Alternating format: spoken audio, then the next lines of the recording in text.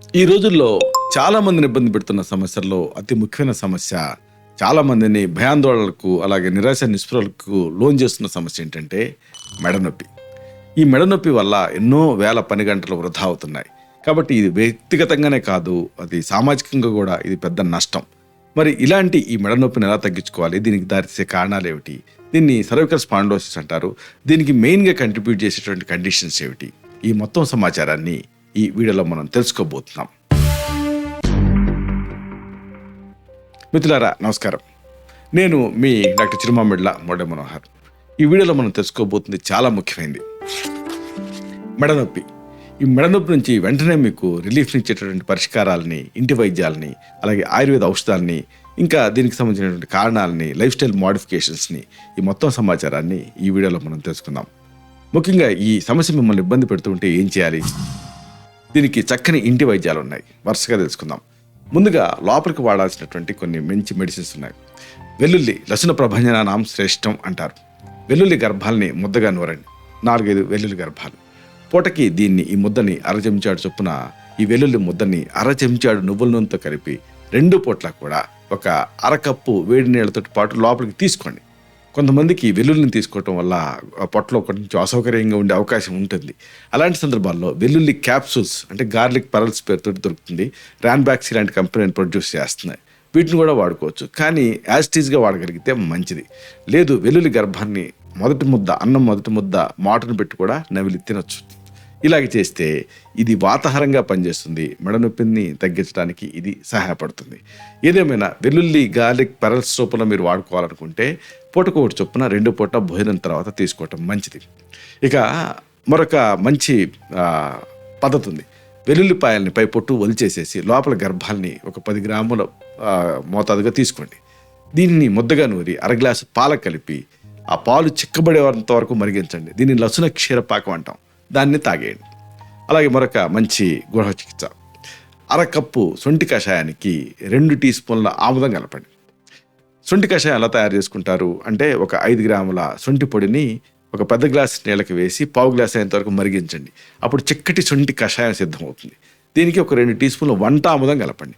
ఈ వంట ఆముదం మీకు రైతు బజార్లలో వీటిలో దొరుకుతుంది, తెచ్చి అసలైన దాన్ని కలపండి. ప్రతిరోజు రాత్రి పూట దీన్ని తీసుకుంటూ ఉంటే కొద్ది రోజుల్లోనే ఈ మెడనొప్పి తగ్గుతుంది. అలాగే మరొక మంచి ఇంటి వైద్యం, 1/2 చెంచాడు శొంఠి పొడిని, చెంచాడు నువ్వుల పొడిని, 1/2 చెంచాడు బెల్లాన్ని కలపండి. మంచి టేస్టీగా ఉండేటటువంటి ఒక ఆహార ఔషధం సిద్ధమవుతుంది. 1/2 చెంచాడు శొంఠి పొడి, చెంచాడు నువ్వుల పొడి, 1/2 చెంచాడు బెల్లం కలిపి ముద్దగా నూరి దీన్ని ఉదయం సాయంత్రం ఒక ముద్ద తీసుకుంటూ, ఒక లడ్డూ లాగా తీసుకుంటూ ఉండండి. ఇలాంటిదే ఒక మంచి ట్రెడిషనల్ ఆయుర్వేదిక్ మెడిసిన్, మహిసాక్షి గుగ్గిలం లేదా గుగ్గులం లేదా గుగ్గులు అంటారు. ఈ శుద్ధ గుగ్గిలం మీకు ఆయుర్వేద మూలికల మెంగడ దొరుకుతుంది. అలాగే కొన్ని హిమాలయ కంపెనీ లాంటివి శుద్ధ గుగ్గులు పేరుతోటి దీన్ని ప్రొడ్యూస్ చేస్తున్నాయి కూడా. ఈ శుద్ధ గుగ్గులు దీన్ని, అంటే త్రిఫలాలు తిప్పతీగల కషాయంలో మరిగించి శుద్ధి చేసిన దాన్ని శుద్ధ గుగ్గులు అంటారు. దీన్ని పూటకి ఒక 1/2 చెంచాడు మోతాదుగా 2 పూట్ల వేడి నీళ్ళతో తీసుకున్నా కానీ ఈ మెడ నొప్పి నుంచి మీకు రిలీఫ్ వస్తుంది. ఈ శుద్ధ గుగ్గులు యథాతథంగా లభించలేదనుకోండి, గుగ్గులు క్యాప్సూల్స్ కూడా మీరు వాడుకోవచ్చు. ఇంకొకటి మంచి ఇంటి వైద్యం చెప్తాను, మిరియాలు 1 భాగం, అలాగే శొంఠి, నల్ల జీలకర్ర, పుదీనా ఒక్కొక్కటి 2 భాగాలు ఇలా తీసుకొని మెత్తగా నూరండి. కాంబినేషన్ మరొకసారి వినండి, మిరియాలు 1 భాగం, అలాగే శొంఠి, నల్ల జీలకర్ర, పుదీనా ఇది ఒక్కొక్కటి 2 భాగాలు చొప్పున అన్నిటిని తీసుకొని మెత్తగా నూరండి. ఈ మిశ్రమాన్ని పూటకి ఒక 1/2 టీ స్పూన్ మోతాదుగా 1 కప్పు నీళ్ళ కలిపి 2 పూట్ల తీసుకుంటూ ఉంటే మెడ నొప్పి తగ్గుతుంది. ఇలాంటిదే మరొక ఆసక్తికరమైనటువంటి ఒక ప్రొసీజర్, ఆముదం పప్పు. ఇది మీకు ఉపయోగపడుతుంది. ఆముదం గింజలు ఉంటాయి కదా, దాంట్లో పప్పు ఉంటుంది. ఈ ఆముదం పప్పుని 1 గింజతోటి మొదలుపెట్టి రోజుకి 1 గింజ చొప్పున పెంచుకుంటూ 7 రోజులకి 7 పప్పులు వరకు వెళ్ళాలి. అలా తిని ఇక 8వ రోజు ఉంటుంది కదా, మళ్ళీ ఒక్కొక్క గింజను తగ్గించుకుంటూ 0కి వచ్చేయండి. ఈ 0కి వచ్చేటప్పటికి మీ మెడ నొప్పి మాయమైపోతుంది. ఇలాంటిదే సిమ్టమాటిక్గా పెయిన్ తగ్గించే ఒక ఇంటి వైద్యం చెప్తాను, గసగసాలు. దీన్ని నీళ్ళల్లో వేసి నానబెట్టండి. ఈ నీళ్ళని తాగుతూ ఉండండి. దీంతో కీళ్ళ నొప్పులు, మెడ నొప్పి వీటిలో మంచి రిలీఫ్ వస్తుంది. అలాగే ఈ మెడ నొప్పిని తగ్గించే మరొక పాశుపతాస్త్రం పారిజాతం. 1 గుప్పెడు పారిజాతం ఆకుల్ని తీసుకోండి, లేదా వావిలాకులు కూడా వాడచ్చు. వావిలాకుల్ని కానీ పారిజాతం ఆకులను కానీ ముద్దగా నూరి 1 గ్లాసు నీళ్ళకి కలపండి. చిన్న సగం మీద సగం కషాయం మిగిలేంత వరకు మరిగించి దీన్ని ఒక టీ స్పూన్ ఆముదం దీనికి కలిపి రాత్రి నిద్రకు ముందు తాగుతూ ఉంటే ఈ మెడ నొప్పి ఎంత తీవ్ర స్థాయిలో ఉన్నా సరే డెఫినెట్గా నిశ్చయంగా ఫలితం ఉంటుంది. అలాగే ఇంకొక మంచి కాంబినేషన్, ఒక వంతు మైసాక్షి గుగ్గిలాన్ని 2 వంతుల నల్ల బెల్లాన్ని కలపండి. ఒక వంతు అంటే ఒక పార్ట్ మైసాక్షి గుగ్గిలం చెప్పుకున్నాం కదా, శుద్ధి చేసిన గుగ్గులు దొరుకుతుంది. అలాగే 2 భాగాలు నల్ల బెల్లం 2 కలిపి మెత్తగా నూరండి. దీన్ని రేగుపడినంత మోతాదుగా దీన్ని నెయ్యి అనుపానంగా తీసుకుంటూ ఉండాలి. ఉదయం సాయంత్రం తీసుకుంటూ ఉంటే మెడ నొప్పి తగ్గుతుంది. ఇలాగే మరొకటి, ఇది అద్భుతమైన ఇంటి వైద్యం. తిప్పతీగని త్రిఫలాల్ని సమాన భాగాలు తీసుకోండి, కచ్చా పచ్చాగా దంచి నీళ్ళ కలపండి, మరిగించండి, కషాయం తయారు చేసుకోండి. ఇప్పుడు 1/2 కప్పు కషాయానికి 1/2 టీ స్పూన్ ఈ శుద్ధ గుగ్గులు కలిపి ఒక 4 రోజుల పాటు తీసుకుంటే ఎంతో కాలం నుంచి ఇబ్బంది పెట్టేటువంటి మెడ నొప్పి తగ్గుతుంది. ఇంకొకటి, ఒక స్టీరాయిడ్ లాగా పనిచేసే ఒక ఫార్ములా చెప్తాను. అతి మధురం, సొంటి, గుగ్గిలం, ఆముదం చెట్టు వేర్లు అన్ని సమాన భాగాలు కలిపి కచ్చా పచ్చాగా దంచి దీన్ని ఒక టీ పొడిలాగా రెడీ చేసుకోండి. 10 గ్రాముల ఈ మిశ్రమాన్ని ఒక పెద్ద గ్లాసు నీళ్ళకి వేసి పావు గ్లాస్ అయ్యేంత వరకు మరిగించి, ఇప్పుడు పావు గ్లాస్ అయింది కదా, దాన్ని డివైడ్ చేసి ఉదయం హాఫ్ సాయంత్రం హాఫ్ ఈ కషాయం తాగేయండి. దీంతో ఈ మెడ నొప్పి తగ్గుతుంది. ఇలాంటిదే ఇంకొక మంచి ఇంటి వైద్యం, వెల్లుల్లిపాయలు, ఆముదం వేర్లు, వావిలి ఆకులు, సొంటి కొంపులు, అలాగే సోంపు గింజలు కాంబినేషన్ గుర్తుంచుకోండి. వెల్లుల్లిపాయలు అంటే ఎల్లిపాయ అంటారు, చిన్న ఉల్లిపాయ, గార్లిక్, అలాగే ఆముదం వేర్లు, వావిలి ఆకులు, సొంటి కొమ్ములు, సోంపు గింజలు ఒక్కొక్కటి 3 గ్రాముల చొప్పున తీసుకొని కలిపి దీన్ని అన్నింటినీ కలిపితే ఒక మిక్సర్ లాగా అవుతుంది. దీన్ని ఒక పెద్ద గ్లాస్ నీళ్ళకి వేసి పావు గ్లాస్ అయ్యేంత వరకు మరిగించి విడగొట్టుకొని ఉదయం సాయంత్రం 2 పూట్ల కూడా ఇదే కషాయం తాగాలి. మళ్ళీ 2వ రోజు ఫ్రెష్గా తయారు చేసుకోవాలి. ఇలాగ 3 లేదా 4 సార్లు దీన్ని 3-4 రోజులు చేస్తే చాలు, మంచి రిలీఫ్ ఉంటుంది. ఇవన్నీ ఇంటర్నల్. ఇక దీనికి సంబంధించి ఎక్స్టర్నల్గా కూడా వాడేటటువంటి చక్కని ఇంటి వైద్యాలు ఉన్నాయి. వీటి ప్రత్యేకత ఏమిటంటే ఇవి స్థానికంగా ఒక ఎనాలజిసిక్ యాక్షన్ తోటి పనిచేస్తాయి. ఇలాంటి వాటిలో ముందుగా చెప్పుకోవాల్సింది వెల్లుల్లి వేసి కాచిన నువ్వుల నూనె. దీన్ని ఎక్స్టర్నల్గా వాడితే మెడ నొప్పిలో మంచి రిలీఫ్ వస్తుంది. ఎలా తయారు చేసుకోవాలి దీన్ని? సుమారుగా ఒక 50 మిల్లీలీటర్ల నువ్వుల నూనెని ఫ్రైయింగ్ ప్యాన్లో వేసి వేడి చేయండి. 10 వెల్లుల్లి గర్భాలను చేర్చండి. గోధుమ రంగులోకి మారాలి అవి, అంతవరకు చిన్న సెగ మీద వేడి చేయండి. తర్వాత ఈ నూనెని తీసుకొని బాటిల్లో పోసుకొని మెడ మీద మర్దన చేసుకొని 2 గంటల తర్వాత వేడి నీటితో స్నానం చేయండి. దీన్ని 15 రోజుల పాటు చేస్తే చక్కని ఫలితం కనిపిస్తుంది, మెడ నొప్పి తగ్గుతుంది. ఇలాంటిది మరొకటి వాము. ఇది ఒక న్యాచురల్ ఎనార్జెసిక్గా పనిచేస్తుంది. వాముని మెత్తగా నూరి నువ్వుల నూనెలో కలిపి వేడి చేయండి, మెడ మీద మర్దన చేసుకోండి. దీంతో కూడా రిలీఫ్ వస్తుంది. లేదు, ఇంకొక కాంబినేషన్ ఉంది, కొబ్బరి నూనె లేదా నువ్వుల నూనె. దీంట్లో ముద్ద కర్పూరం కలపండి. దీన్ని ఎక్స్టర్నల్గా మీకు ఎక్కడ మెడ నొప్పి ఉందో అక్కడ రాసుకొని మర్దన చేసుకుంటే కూడా రిలీఫ్ వస్తుంది. అలాగే ఇంకొక చాలామందికి తెలియని ఒక మంచి ఆసక్తికరమైన ఎక్స్టర్నల్ మెడిసిన్, పత్తి ఆకులు కాటన్ లీవ్స్. వీటిని ముద్దగా దంచి ఆముదంలో ఉడికించండి. నొప్పిగా ఉన్న చోట దీన్ని ఎక్స్టర్నల్గా ప్రయోగించండి. దీంతో మెడ నొప్పి నుంచి రిలీఫ్ వస్తుంది. ఇంకొక కాంబినేషన్, కురసాని వాము, జిల్లేడు పువ్వులు, సొంఠి, వీటిని నూరి నువ్వుల నూనె కలపండి. అప్పుడు ఏమవుతుంది, మీకు ఒక ఆయిల్ లాగా అవుతుంది. ఈ మిశ్రమం నల్లబడే వరకు ఆ నూనెను వేడి చేస్తే మీకు ఔషధ సిద్ధ తైలం సిద్ధం అవుతుంది. దీన్ని ఎప్పటికప్పుడు మళ్ళీ రీహీట్ చేసి మెడ మీద రాసుకొని కొంచెం ఎక్సర్సైజ్ చేస్తే మెడ నొప్పి నుంచి రిలీఫ్ వస్తుంది. అలాగే ఇంకొకటి, సింపుల్గా నెయ్యిని వేడి చేయండి, మెడ మీద ప్రయోగించి మర్దనా చేసుకున్న తర్వాత జిల్లేడు ఆకులతో కాపడం పెట్టుకోవాలి. ఎట్లా? జిల్లేడు ఆకుల్ని మూటగా కట్టి దీన్ని వేడి పాలలో ముంచి మెడ మీద కాపడం పెట్టుకోవాలి. దీంతో వెంటనే మీకు రిలీఫ్ వచ్చేస్తుంది. ఇలాంటిది మరొకటి, వెల్లుల్లి పైపొట్టు తొలగించేసేసి రేఖలు ఉంటాయి కదా, మెత్తగా దంచి సింపుల్గా మెడ మీద ప్రయోగిస్తే కూడా మెడ నొప్పిలో రిలీఫ్ ఉంటుంది. కాకపోతే కొంతమంది కాంటాక్ట్ డెర్మటైటిస్ నుండి పొక్కుతుంది, అందుకని జాగ్రత్తగా చూసుకోండి.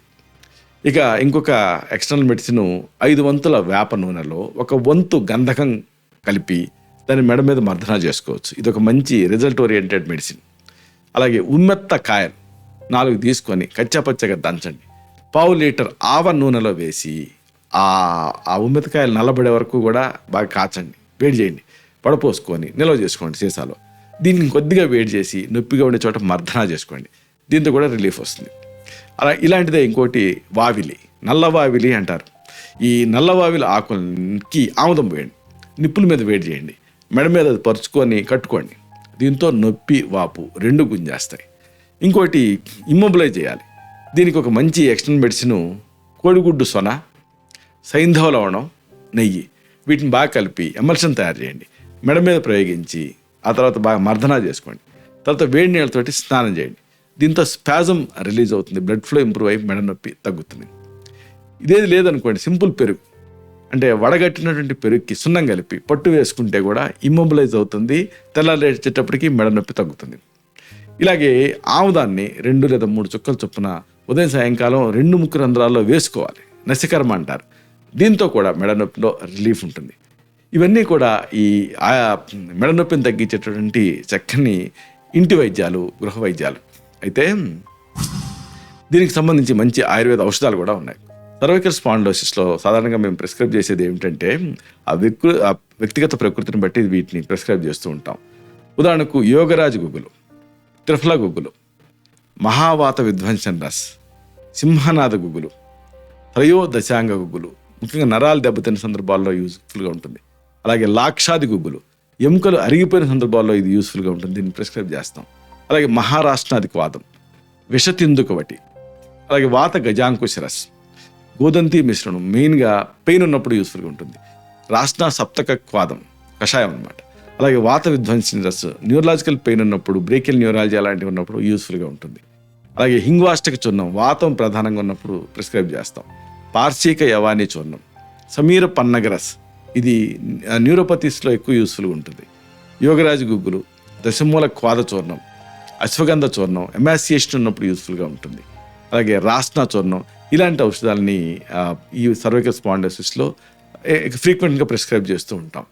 అయితే ఎక్స్టర్నల్గా ఈ సప్తగుణ తైలం అని, మహానారాయణ తైలం, క్షీరబల తైలం ఇలాంటి ఔషధాలలో మీ బాడీ టైప్కి సూట్ అయిందని ప్రిస్క్రైబ్ చేస్తూ ఉంటాం.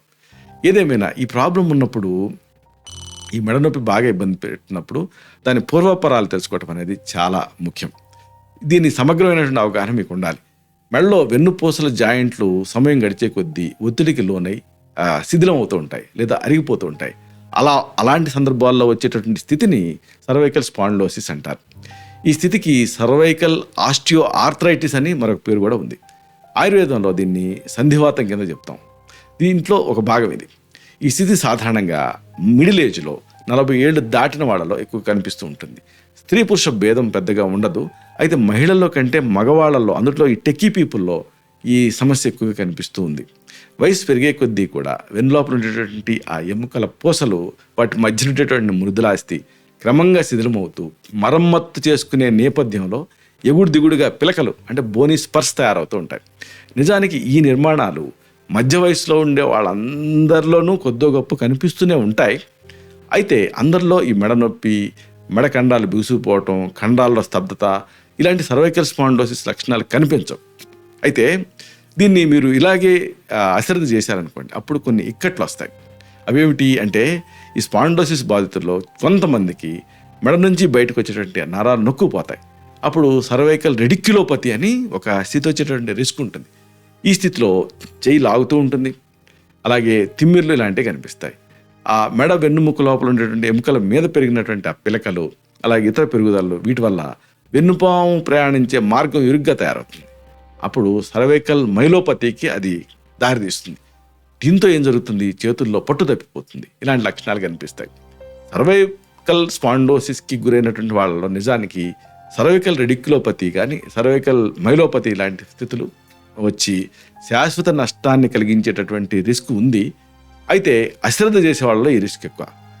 70% ఈ రిస్క్ ఉండదు, కానీ మిగతా 30%లో ఈ రిస్క్ ఉండేటువంటి రిస్క్ ఉంటుంది. అయితే సర్వైకల్ స్పాండిలోసిస్ని ఎలా గుర్తించవచ్చు అంటే కొన్ని లక్షణాల ద్వారా మీరు దీన్ని ఐడెంటిఫై చేయొచ్చు. ఇక్కడ ఈ వ్యాధిలో మెడ నొప్పి, మెడ బిగుసుకుపోవటం, భుజాల్లో, చేతుల్లో, ఛాతిలో నొప్పి అన్రిలేటెడ్గా అనిపిస్తుంది కానీ ఇది ఉంటుంది. అలాగే హస్తాలు, పాదాలు వీటిలో, కాళ్ళు, చేతులలో తిమ్మిర్లు ఉంటాయి. సూదులు గుచ్చుకుంటున్నట్టుగా తిమ్మిలుగా చిటపట్ల ఆడుతూ ఉంటుంది. ఇక శారీరక కదలికలలో సమన్వయం తప్పుతుంది కూడా. అలాగే సమతూకంగా నడవలేరు. శరీరంలో అసాధారణమైన కదలికలు కూడా కనిపిస్తూ ఉంటాయి. ఆఖరికి మూత్ర విసర్జన మీద, మల విసర్జన మీద కూడా నియంత్రణ ఉండదు. ఇలాంటి లక్షణాలు కనిపించే రిస్క్ ఉంటుంది. అయితే మరి ఎందుకు వస్తుంది ఈ సమస్య అంటే కారణాలు తెలుసుకోవాలి. వయసుతో పాటు పెరిగేటటువంటి ఓవర్ యూజ్ ఉంటుంది కదా, అలాగే అరుగుదల ఉంటుంది కదా, ఇలాంటివి ఈ సర్వైకల్ స్పాండిలోసిస్కి ప్రధాన కారణాల కింద ఉంటూ ఉంటాయి. అందుకే ఒక వయసు దాటిన తర్వాతే ఇది కనిపిస్తుంది. ఈ సందర్భంగా ఆసక్తికరమైన విషయం ఏంటంటే, నిజానికి 30 ఏళ్ళు వయసు వచ్చేటప్పటికి కూడా చాలా మందిలో మెడ ఎక్స్రేని చూస్తే సర్వైకల్ స్పాండిలోసిస్కి సంబంధించినటువంటి ఆ చిహ్నాలు కనిపిస్తూ ఉంటాయి. అయితే లక్షణాలు మాత్రం 40 ఇయర్స్ తర్వాత కనిపించడం మొదలుపెడతాయి. వయసు పెరిగే కొద్దీ కూడా కనిపించే ప్రత్యేక మార్పులు కొన్ని ఉంటూ ఉంటాయి. ఉదాహరణకు వెన్నుపూసల మధ్య ఉండేటువంటి ఆ వాషల లాంటి, ఆ మెత్తటి కుషన్ల లాంటి డిస్కులు వాటి స్నిగ్ధత్వాన్ని కోల్పోతాయి, మృదుత్వాన్ని కోల్పోతాయి, పెళుసుగా తయారవుతాయి. ఈ డిస్కుల మధ్య నుంచి జిగురు లాంటి ఆ పదార్థం తప్పించుకుంటుంది. ఆ 2 వెన్నుపూసల మధ్య నుంచి బయటకు వచ్చి ఉబ్బుతుంది. చొచ్చుకు వచ్చే రిస్క్ కూడా ఉంటుంది. దాన్ని హెర్నియేషన్ అంటారు. ఉబ్బితేనేమో ఆ డిస్క్ అంతా బల్జ్ అవుతుంది, బయటకు వస్తే హెర్నియేషన్ అంటారు. మెడ ఎముకలకి, కండాలకి వీటి రెండింటిని కలిపి ఉంచే లెగమెంట్లు ఉంటాయి. అవి గట్టి పడతాయి, బిరుసుగా తయారవుతాయి. అప్పుడు కదిలిక కష్టమైపోతుంది. అప్పుడు ఇలా తిరగటం కష్టంగా అనిపిస్తూ ఉంటుంది. మెడ మీద దెబ్బ తగలటం కానీ, బరువులు లేపటం కానీ ఇలాంటివి చేశారనుకోండి, ఈ మార్పులు ఇంకా వేగంగా చోటు చేసుకుంటాయి. మెడ నొప్పిని కలిగించే కారణాన్ని స్థూలంగా 5 రకాలుగా చెప్పొచ్చు. 1 అభిఘాతాలు అంటే ట్రామా. 2 అసహజమైనటువంటి శారీరక భంగిమ, మన ఈ టెకీ పీపుల్లో చూస్తూ ఉంటాం. 3 వృత్తిరీత్యా భౌతికంగా మెడ మీద ఒత్తిడి పట్టడం, ఇలాంటివి మోస్తూ ఉంటారు కొంతమంది బరువులు. అలాగే 4 శరీరతత్వం, వాతతత్వం ఉంటే ఈ సమస్య ఎక్కువ కనిపిస్తూ ఉంటుంది. 5 జీవన విధానం. ఇలాగా అభిఘాతాల విషయానికి వస్తే, ఇంతకు ముందు మనం చెప్పుకున్నట్టుగా దెబ్బలు తగిలి ఉండటం, పదే ఎముకలు విరుగుతూ ఉండటం, మెడ లోపల జాయింట్లు వైదొలగటం, ఇలాంటి కారణాల వల్ల ఈ సర్వైకల్ స్పాండిలోసిస్ వస్తూ ఉంటుంది. వీటి వల్ల మెడ లోపల ఉండేటువంటి జాయింట్లలో కానీ, లెగమెంట్లలో కానీ, చుట్టుపక్కల నిర్మాణాల్లో కానీ చిరుగులు ఏర్పడతాయి. దీంతో మెడ నొప్పి, ఇతర లక్షణాలు స్టార్ట్ అవుతాయి. ఇక అసహజమైన శారీరక భంగిమ అనుకున్నామే అంటే ఏమిటి, అలవాట్ల వల్ల కానీ, లేదా ఈ శరీర రచనలో, ఎనాటమీలో తేడాలు ఉండటం వల్ల కానీ మెడ నిర్మాణాలు పిగిలిపోయి సర్వైకల్ స్పాండిలోసిస్ వచ్చే అవకాశం ఉంటుంది. ఉదాహరణకు తల మీద ఈ బరువులు మోసేవాళ్ళు, లేదా అసాధారణ స్థితిలో ఏదన్నా బాగా ముందుకి తలని చాచటం, భుజాలను పైకెత్తి ముందుకి వంచటం, ఛాతిని ముడుచుకోవటం, అలాగే కటి ప్రదేశాన్ని, తుంటిని వెనక్కి వంచటం, మోకాళ్ళలో, మోచేతులలో ఏదన్నా సమస్య ఉన్నప్పుడు వాటిని వంచి నిలబడటం, ఇలాంటి స్థితుల్లో ఈ సర్వైకల్ స్పాండిలోసిస్ వచ్చే అవకాశం ఉంటుంది. ఇక వృత్తిరీత్యా భౌతికంగా మెడ మీద పట్టడం అనుకున్నాం కదా, అదేమిటి అంటే శారీరక శ్రమ చేసినా, పని తీవ్రత ఎక్కువ ఉన్నా, మానసిక ఒత్తిడి ఉన్నా, ఏకదాటిగా పనిచేయాల్సి వచ్చినా, అలాంటప్పుడు మెడ భాగంలో ఒత్తిడి కలుగుతుంది. ఇది సర్వైకల్ స్పాండిలోసిస్కి దారితీసే అవకాశం ఉంటుంది. శరీర తత్వం అనుకున్నాం, పొట్ట మీద ఒత్తిడి పట్టడం, అలాగే మెడ మీద ఒత్తిడి పట్టడం. కొంతమందికి పుట్టి మెడ ఉంటూ ఉంటుంది, వెన్ను ఎక్కువగా వంపు తిరిగి ఉంటుంది అంటే గూనిలాగా. అలాగే కొంతమందికి కాళ్ళు చేతులు పోలిస్తే ముండం భాగం ఎక్కువ పొడవు ఉంటుంది, టంక్ అనేది. ఇలాగ కొంతమందికి వాతతత్వం ఉంటుంది. ఇలాంటి సందర్భాల్లో కూడా ఈ స్పాండిలోసిస్ రావచ్చు. ఇక జీవన విధానం అనుకున్నాం అంటే జీవన విధానంలో తేడాల వల్ల కూడా సర్వైకల్ స్పాండిలోసిస్ సమస్య రావచ్చు.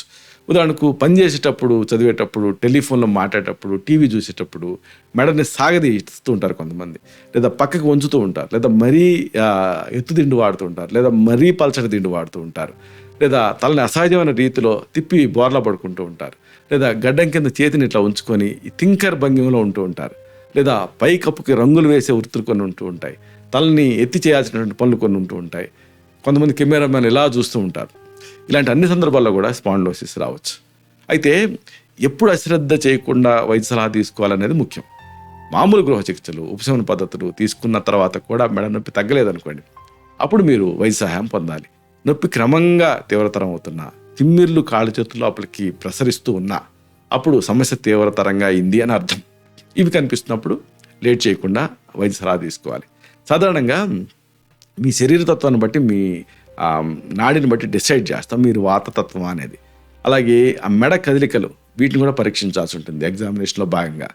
అంటే ఈ సర్వైకల్ స్పాండిలోసిస్ వ్యాధిలో మెడ కదలికలు తగ్గిపోతాయి. దీన్ని పరీక్షించడం కోసం మెడని 2 పక్కల భుజాల వైపుకి వంచి చూస్తాం. అలాగే మెడని పక్కకి తిప్పటం, ఇలాంటివి చేయగలుగుతున్నారా లేదా చూడాల్సి ఉంటుంది. ఇక నరాల పనితీరుని పరీక్ష చేయడం కూడా అవసరం. మెడ లోపల ఉండేటువంటి వెన్ను నుంచి బయటకు వచ్చేటటువంటి నరాల మీద ఒత్తిడి పడుతుందా లేదా అనేది తెలుసుకోవటం అవసరం. దీనికోసం చేతులు, కాళ్ళు, ఇలాంటి భాగాలలో స్పర్శని చూస్తాం. అలాగే ఇతర రిఫ్లెక్సెస్ని పరీక్ష చేయడం కూడా అవసరం. అలాగే ఈ నడవమని చెప్పి నడకలో ఏదైనా తేడా ఉందా అనేది కూడా చూడాల్సి ఉంటుంది. ఇక ఎక్స్రే బేసిక్ రిక్వైర్మెంటు. ఈ సర్వైకల్ స్పాండోసిస్ వచ్చినప్పుడు వెన్నుపూసల ఎముకలు లోపల పిలకలు అంటే ఆస్టియోఫైట్స్ తయారయ్యాయి అనుకోండి, అప్పుడు ఎక్స్రేలో తెలుస్తుంది, దాని ద్వారా డయాగ్నోస్ చేయొచ్చు. ఇక ఈ సిటీ స్కాన్ అంటారు, అలాగే ఎంఆర్ఐ, ఇవి కొంచెం కాస్ట్లీ కానీ రిలయబుల్ ఇన్ఫర్మేషన్ ఇస్తుంది. మెడ లోపల నిర్మాణాలని సూక్ష్మంగా గమనించడానికి ఈ యూస్ఫుల్గా ఉంటాయి. అవసరమైతే ప్రత్యేకమైన కండిషన్స్లో వీటి హెల్ప్ కూడా తీసుకోవాల్సిన అవసరం ఉంటుంది. ఇలాగా అలాగే మైలోగ్రామ్ పరీక్ష అని వెన్ను ప్రయాణం చేసే కెనాల్ ఉంటుంది కదా, స్పైనల్ కెనాల్, ఆ లోపల ఒక వర్ణ పదార్థాన్ని ఎక్కించి స్కాన్ చేసి గమనించడం కూడా ఒక పద్ధతి. కాకపోతే బాగా తీవ్రస్థాయి కండిషన్స్లో డయాగ్నోజ్ చేయడానికి దీన్ని వాడుతూ ఉంటారు. ఏదేమైనా ఒకవేళ ఈ సమస్య మీకు ఉండి ఇబ్బంది పెడుతూ ఉంటే అప్పుడు ఏం చేయాలి? ఒకటి అభ్యంగ చికిత్స, గ్రీవావస్థి అంటే మెడ మీద మహావిషగర్భ తైలం ఇలాంటి ఔషధ సిద్ధ తైలాన్ని వేడి చేసి ప్రయోగించి మర్దన చేయటం అనేది ఒకటి. దీంతో బిరిసెక్కిన డిస్కుల్లో మార్ధ్వాసం అనేది వస్తుంది, అంటే ఆ స్నిగ్ధత్వం వస్తుంది. ఈ మసాజ్ తోటి ఏం జరుగుతుంది అంటే లెగమెంట్లలో మెత్తదనం వస్తుంది, దీంతో స్ట్రెచబిలిటీ ఇంప్రూవ్ అవుతుంది. మెడ మీద వర్తులాకారంలో మినప్పిండితోటి గోడలాగా చేసి దానిలో వేడి చేసినటువంటి ఔషధ సిద్ధ తైలాన్ని ఉంచుతాం గ్రీవావస్థలో. దీంతో ఆ డిస్కుల మధ్య ఫ్రీనెస్ అనేది వస్తుంది. అలాగే వేడి నీళ్ళ కాపడం కూడా యూస్ఫుల్గా ఉంటుంది. వేడి నీళ్ళని మెడ మీద ధారగా పోసుకుంటే, లేదా వేడి నీళ్ళ షవర్ని స్నానం చేసే టైంలో ఉపయోగిస్తే, లేదా ఇసుకని వేడి చేసి మూట కట్టుకుంటే అప్పుడు కూడా రిలీఫ్ వస్తుంది. అలాగే మెడకు ఆసరా ఇచ్చేలాగా సర్వైకల్ కాలర్ వాడచ్చు, కాకపోతే పగటిపూట కొన్ని రోజులు మాత్రమే దీన్ని వాడాలి. అదే పనిగా వాడితే మళ్ళీ మజిల్స్ వీక్ అయిపోయి మెడని ముయ్యలేవు. కాబట్టి దీన్ని లిమిటెడ్ పీరియడ్ మాత్రం ఈ సర్వైకల్ కాలర్ వాడుకోవచ్చు. అలాగే అతి ముఖ్యమైనది ఏంటంటే ఎక్సర్సైజులు. నడవచ్చు, నీళ్ళల్లో ఎక్సర్సైజ్ చేయొచ్చు. మెడని భుజాలని బలంగా తయారు చేసేటువంటి ఎక్సర్సైజ్ స్పెసిఫిక్గా ఉంటాయి. వాటిని కన్సల్టేషన్ టైంలో జనరల్గా మీ బాడీ టైప్ని బట్టి వీటిని అడ్వైజ్ చేయడం జరుగుతుంది. ఇలాగా మరీ రేర్ సందర్భాల్లో ట్రాక్షన్ అని ఉంటుంది, అంటే మెడ నొప్పి మరీ తీవ్రంగా ఉన్నప్పుడు అప్పుడు ఒక వారం 2 వారాల పాటు మెడ కదలికల్ని పూర్తిగా నిరోధిస్తూ నరాల మీద ఒత్తిడి తగ్గించడం కోసం ట్రాక్షన్ పెట్టడం కూడా ఒక ట్రీట్మెంట్లో ఒక భాగం. ఏదేమైనా దీన్ని నివారించుకోవటం చాలా ముఖ్యం. కాబట్టి మెడ మీద ఒత్తిడిని కలిగించేటువంటి పనులు చేయకండి. మెడ నొప్పి ఉన్నప్పుడు రన్నింగ్ లాంటి పనులు చేయకండి. అలాగే కాంటాక్ట్ స్పోర్ట్స్ లాంటివి ఆడకుండా ఉంటే మంచిది. అలాగే నడవటం, తేలికపాటి వ్యాయామాలు ఇలాంటివి చేయొచ్చు. మరీ మెత్తటి కుషన్ పరుపులను వాడకండి. అలాగే మరీ ఎత్తుగా ఉండేటువంటి దిండను కూడా వాడకండి. కూర్చునే కుర్చీ ఉంటుంది కదా, దాని విషయంలో కూడా జాగ్రత్తగా ఉండండి. అంటే కుర్చీ తలకి, మెడకి, భుజాలకి ఆసరా ఇచ్చేలాగా ఉండాలి. అవసరమైతే చిన్న టవల్ని ఆ మెడ వంపు ఉంటుంది కదా అక్కడ అమర్చుకోవచ్చు. మీరు పాదాలని చిన్న స్టూల్ మీద పెట్టుకొని కూర్చుంటూ ఉండండి. మోచేతుల్ని ఆర్మ్ రెస్ట్ ఉంటుంది కదా దానిపైన ఆనించి ఉండండి. ఈ ఎక్సర్సైజ్ విషయంలో మెడని బలంగా శక్తివంతంగా చేయడం కోసం, మెడ కదలికల్ని మెరుగుపరచడం కోసం రెగ్యులర్గా సరైన పద్ధతిలో మెడకి, భుజాలకి సంబంధించినటువంటి ఎక్సర్సైజ్ని చేస్తూ ఉండండి. అలాగే ఏకదాటిగా ఎప్పుడు పని చేయకండి. అంటే వాహనాలు నడపటం, టీవీ చూడటం, కంప్యూటర్ ముందు పని చేయటం, అదే పనిగా రాయటం, తలని ముందుకు వంచటం, చదవటం ఇలాంటివి నిరంతరంగా చేయకండి. మెడని ఒకే భంగిమలో ఎక్కువసేపు ఉంచకండి. మధ్య మధ్యలో మీరు చేసే పని నుంచి విశ్రాంతి తీసుకుంటూ ఉండండి. మంచి భంగిమను మీరు అలవర్చుకోవటం ముఖ్యం. అంటే ఈ మెడని భుజాలకు సమానంగా ఉంచడం అనేది ప్రాక్టీస్ చేయండి. అలాగే మెడని రక్షించుకోవడం ముఖ్యం.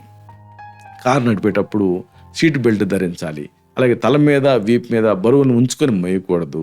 ఇంకా ముఖ్యంగా ఆ మంచం మీద నుంచి లేస్తారే ఆ టైంలో ఒక పక్కకి తిరిగి లేవాలి. అలాగే వెనక్కి తిరిగి చూడాలి అనుకున్నప్పుడు మెడని కాకుండా పాదాలను వెనక్కి తిప్పి వెనక్కి తిరగాలి. శరీరాన్ని మొత్తం వెనక్కి తిప్పాలన్నమాట.